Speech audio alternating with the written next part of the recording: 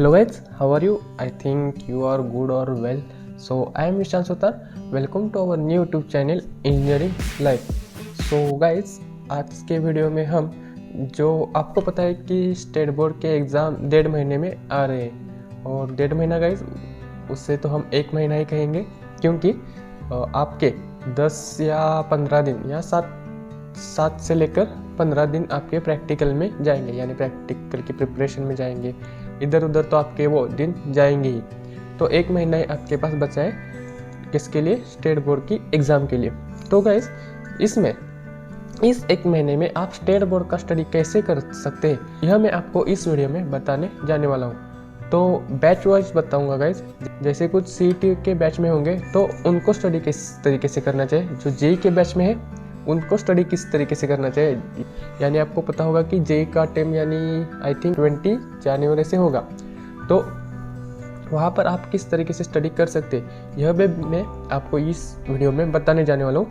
और उसके बाद है 3rd बैच, यानी आपकी बोर्ड की बैच, यानी सिर्फ जो बोर्ड का स्टडी कर रहे हैं उनको किस तरीके से स्टडी करना चाहिए, यह भी मैं आपको इस वीडियो में बताने जाने वाला हूँ। तो शुरू करते हैं गाइस।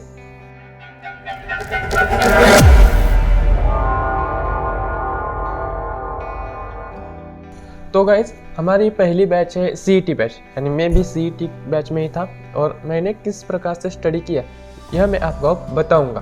तो यहाँ पर देखो, मैं पॉइंट वाइज बताता हूँ कि किस तरीके से हमें स्टडी करना चाहिए। कौन सी बैच को गाइज? CET बैच को। तो पहला पॉइंट है गाइज हमारे पास, हमें किस तरीके से स्टडी करना चाहिए। यानी पहला ही पॉइंट हमारा क्या है? किस तरीके से, यानी किस को कितना वेटेज देना चाहिए। तो यहाँ पर देखो, मैं आपको एक सलाह देता हूँ कि आप अभी तक क्या कर रहे होंगे कि CET का 80 या 90% स्टडी कर रहे होंगे और स्टेट बोर्ड का 10 या 5%, 10 या 15% मान लीजिएगा कि आप स्टडी कर लिए होंगे। यानी यहाँ से 1 जनवरी से या 1 जनवरी से ही कर लो गाइज। 1 जनवरी से आपको क्या करना है? 70% स्टेट बोर्ड का और 30% किसका? CET का स्टडी करना है। यहाँ पर देखो गाइज, कंपेरेटिव स्टडी करो।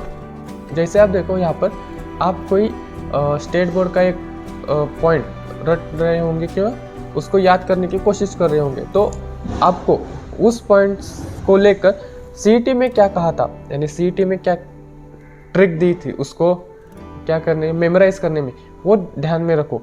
और उसी तरीके से आप कोई नई चीज़ सीखे किसमें? स्टेट बोर्ड में, तो वह चीज़ आप CET में भी अप्लाई कर सकते हो, ये ध्यान में रखो गाइज। यानी आपको यहाँ पर क्या करना है? सिर्फ स्टेट बोर्ड का कितना % स्टडी करना है? 70%। इस 70% में आपको न्यूमेरिकल्स होंगे, आपके बड़े बड़े क्वेश्चन होंगे, उनके लॉजिक से आंसर आपको लिखने हैं, यानी किस तरीके से क्या क्या हो रहा है क्वेश्चन में, यह आपको बताना है। और कुछ नहीं गाइस, सिर्फ प्रैक्टिस करनी है। और स्टेट बोर्ड का भी स्टडी हो जाएगा आपका और CET का भी होगा, क्योंकि आप न्यूमेरिकल सॉल्व करेंगे तो वो भी CET को आने वाले हैं और वो भी आपको कई जगह फ़ायदा देंगे ही। ये था हमारा पहला पॉइंट गाइस, वेटेज, यानी किसको कितना वेटेज देना चाहिए। CET को आपको सिर्फ यहाँ पर 30% देना चाहिए, यानी 30% यानी क्या? आपकी टेस्ट होनी होगी, यूनिट टेस्ट हर वीक में एक होगी, उसका ही बस आपको स्टडी करना है, ज़्यादा कुछ नहीं करना है, बस उसका ही स्टडी करो, बाकी कुछ का मत करो। और यहाँ पर स्टेट बोर्ड को आ जाओ। अब दूसरा पॉइंट है गाइस, इम्पोर्टेंट क्वेश्चंस, यानी यहाँ पर आपको क्या करना है? सर से इम्पोर्टेंट क्वेश्चन लेने हैं। यहाँ पर आपको क्या करना है? आपके हर सब्जेक्ट वाइज टीचर होंगे, तो उनके पास जाकर आपको क्वेश्चन लेने हैं जो प्रीवियस ईयर में पूछे गए, तो सर आपको वो देंगे ही। और सर कुछ इम्पोर्टेंट पॉइंट भी बताएंगे, वो भी आपको लिस्ट आउट करने हैं। तो क्या होगा, इससे आपको एक फ़ायदा होगा कि कौन से क्वेश्चन आ सकते हैं स्टेट बोर्ड में, ये आपको एक आइडिया लग जाएगा। तो दूसरा पॉइंट हमारा क्या था? इम्पोर्टेंट क्वेश्चन लेने सर से।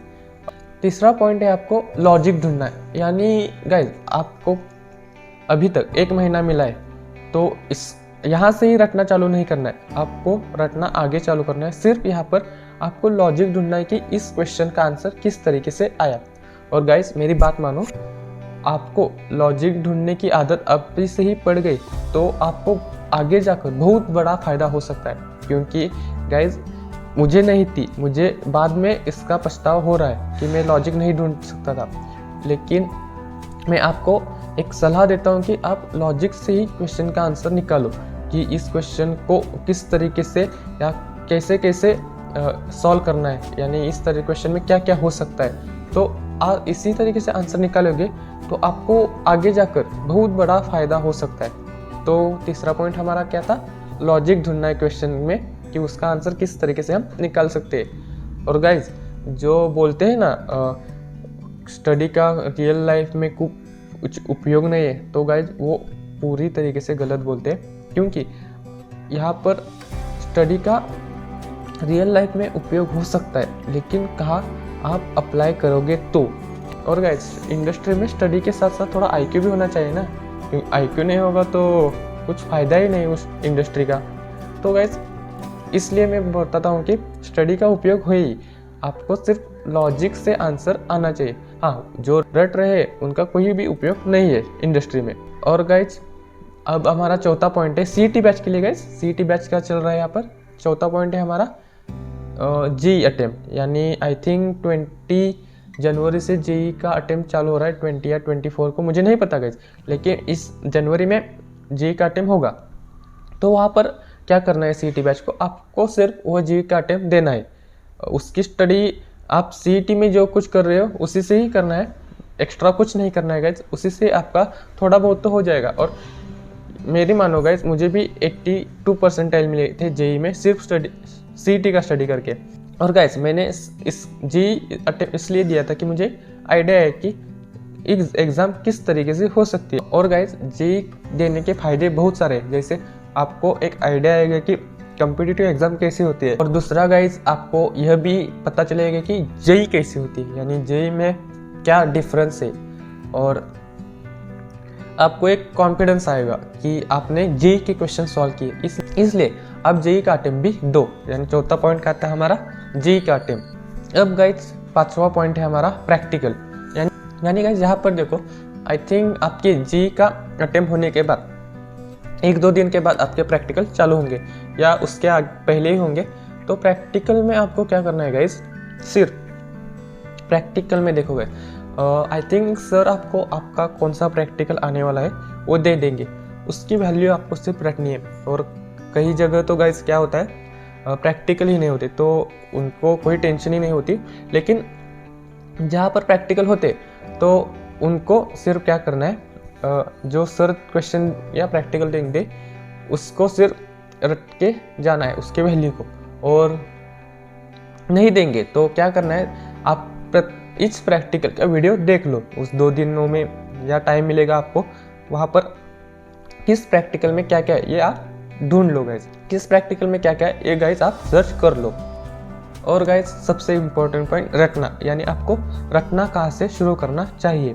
तो गाइज यहाँ पर देखो, प्रैक्टिकल एग्ज़ाम होने के बाद, यानी प्रैक्टिकल एग्ज़ाम होने के बाद आई थिंक आपको 10-14 दिन तो मिल जाएंगे स्टेट बोर्ड के एग्ज़ाम के लिए। तो वहाँ से ही आपको रटना चालू कर, यानी प्रैक्टिकल एग्ज़ाम होने के बाद आपको रटना चालू करना है। यानी रटने में आप क्या करो, जो सर ने प्रीवियस ईयर के क्वेश्चन दे दिए होंगे उसके आंसर निकालो और उसी को रट डालो।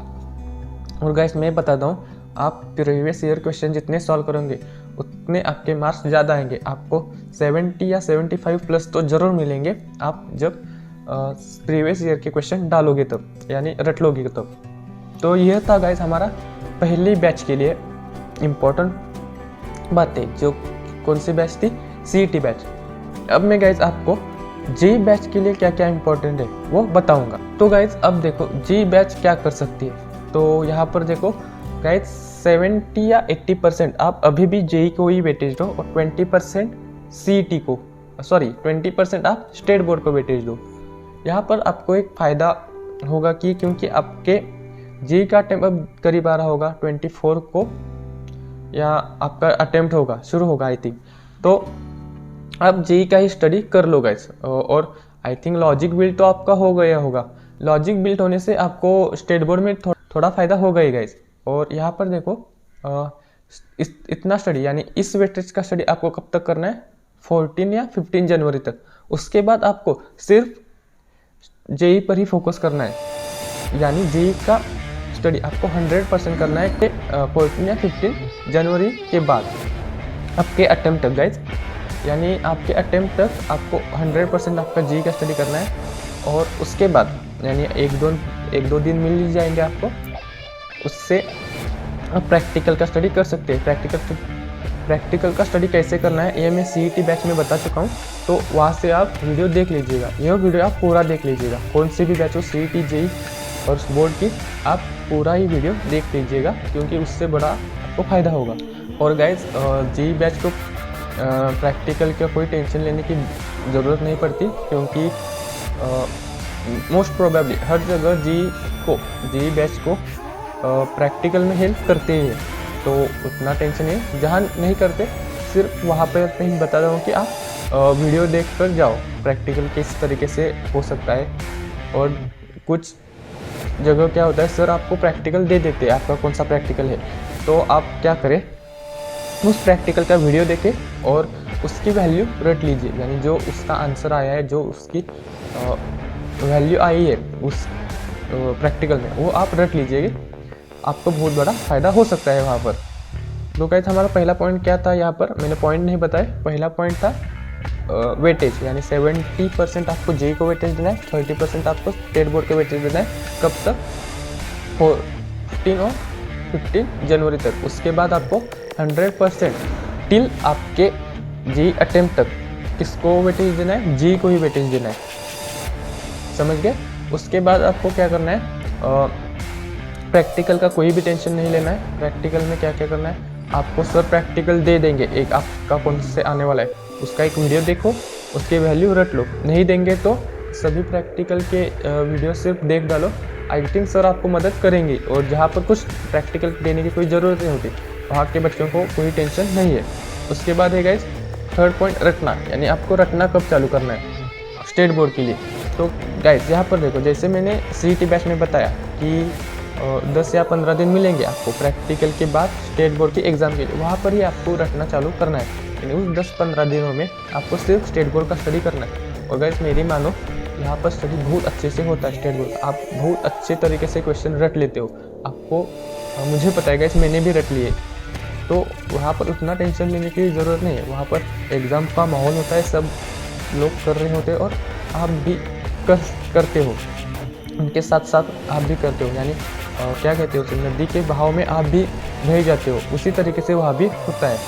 तो आपको कुछ टेंशन लेने की बात नहीं है, बस आपको प्रयास करना है, आपका हो जाएगा गाइस। यानी स्टेट बोर्ड का आपका 75+ का जो टारगेट है वो आसानी से हो जाएगा। गाइस तीसरी बैच कौन सी है? हमारी बोर्ड की बैच, यानी जो सिर्फ बोर्ड का स्टडी कर रहे हैं। तो गाइस यहाँ पर देखो, बोर्ड की बैच के लिए क्या करना है, यानी सिर्फ बोर्ड में उनको कोई जेई का अटेम्प्ट सिर्फ देना है तो दो, उसका स्टडी आप बिल्कुल मत करो, क्योंकि उससे आपका कॉन्फिडेंस भी डाउन हो सकता है। आपको पता नहीं क्वेश्चन किस लेवल से आते हैं, आपको सिर्फ रटने की आदत होती है, लॉजिक बिल्ड आप नहीं कर सकते। हाँ, थोड़ा ही क्वेश्चन आएंगे, बट उतने से में आप खुश नहीं रह सकते। तो यहाँ पर देखो, आप सिर्फ देना है तो किसकी जेई का अटेम्प्ट दो, और ज़्यादातर फोकस आप स्टेट बोर्ड में ही करो। और आपका कोई सीईटी का दोस्त होगा तो उसके साथ फ्रेंडशिप ज़्यादा बना लो, और क्वेश्चन किस तरीके से आते हैं सीईटी में ये भी ढूंढो। और गाइस स्टेट बोर्ड में आपको सिर्फ इतना ही करना है। सर किसके लिए बता रहा हूँ गाइस, सिर्फ जो बोर्ड के लिए, जो क्वेश्चन प्रीवियस ईयर में पूछे गए उनके सिर्फ लॉजिक ढूंढो। सर से क्वेश्चन लो, सर से इम्पोर्टेंट पॉइंट लो, वो किस तरीके से आए हैं वो सर से पूछो और अपने माइंड में फिट करो, यानी उसका लॉजिक ढूंढो।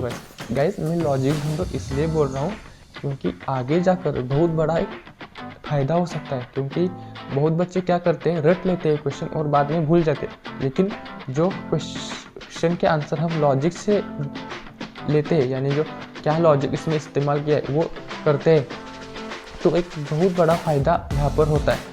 तो गाइस मैं सभी को ये सलाह देता हूँ कि ज़्यादातर क्वेश्चन आप लॉजिक से ही ढूंढो, आगे जब टाइम कम होगा तभी आप रट लो। यानी गाइस मैं अभी तक बता रहा हूँ कि यहाँ पर देखो, आप अपने प्रैक्टिकल से पहले यानी प्रैक्टिकल के 7-8 दिन पहले 100% आप बोर्ड को ही फोकस करो, उसके क्वेश्चन लॉजिक से ही उसके आंसर निकालो।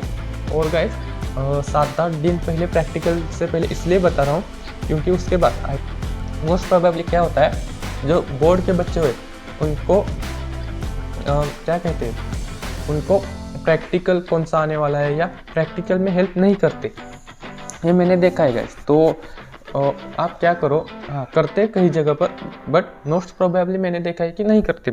उन 7 दिनों में आप क्या करो, सभी प्रैक्टिकल की वीडियो देख डालो कि प्रैक्टिकल कैसे किस तरीके से परफॉर्म किया है, उसकी वैल्यू याद रखने की ज़रूरत नहीं है, आप प्रैक्टिकल के दौरान उसकी वैल्यू निकाल सकते हो। प्रैक्टिकल की वैल्यू मत रखो गाइस, सिर्फ प्रोसेस को ध्यान में रखो कि प्रोसेस किस तरीके से करनी चाहिए। प्रैक्टिकल होने के बाद आपको रटना चालू करना चाहिए, यानी उसको मैंने प्रीवियस 2 बैचेस में बताया कि रटना कब चालू करना है, उसी तरीके से ही आपको भी बताता हूँ कि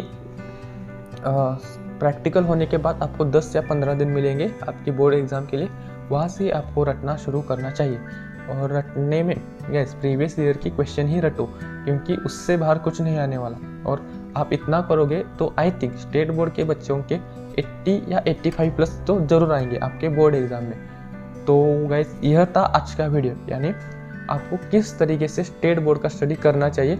आपके पास सिर्फ 1 महीना बचा है और इस 1 महीने में आपका कुछ भी नहीं हुआ है, लेकिन आप तभी भी 80 या 85 प्लस निकाल सकते हैं। तो गाइस आई होप आपको यह वीडियो समझ में आ चुका होगा और यह वीडियो पसंद आ चुका होगा तो इस वीडियो को लाइक ज़रूर करना, और आप चैनल पर न्यू होंगे और चैनल को सब्सक्राइब भी कर लेना। So thank you so much for watching guys, bye.